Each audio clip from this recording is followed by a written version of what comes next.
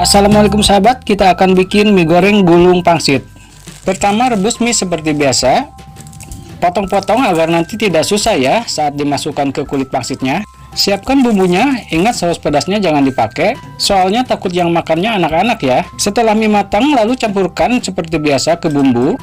Aduk agar bumbu merata dan biarkan mie dingin dulu ya. Saat menunggu mie dingin, kita akan bentuk bulat pangsitnya jadi kerucut.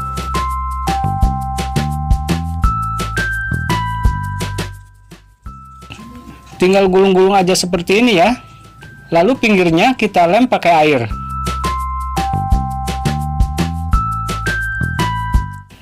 Rapihkan.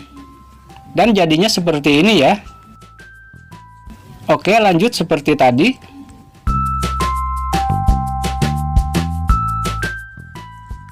Dan kita udah dapat 8 buah ya. Selanjutnya kita kemas mie-nya. Ini udah dingin.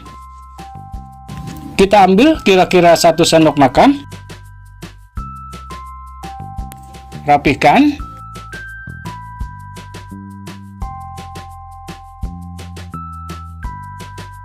Kita juga bisa sumpel pakai gagang sendok seperti ini agar ke ujung-ujungnya bisa isi ya. Kita rapihkan. Oke, dapat 1.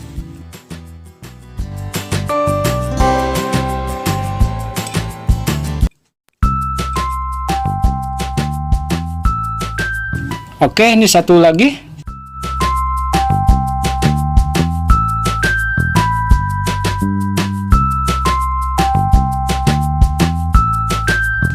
Semua jadi 1, 2, 3, 4, 5, 6, 7, 8. Pas ya 8. Ini kalau dijual 2 ribuan bisa jadi dapat 16 ribuan ya. Pastikan minyaknya udah panas ya. Kita coba goreng.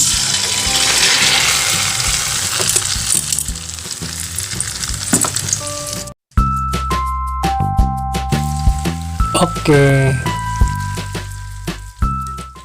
udah crispy ya pangsitnya, kita angkat aja.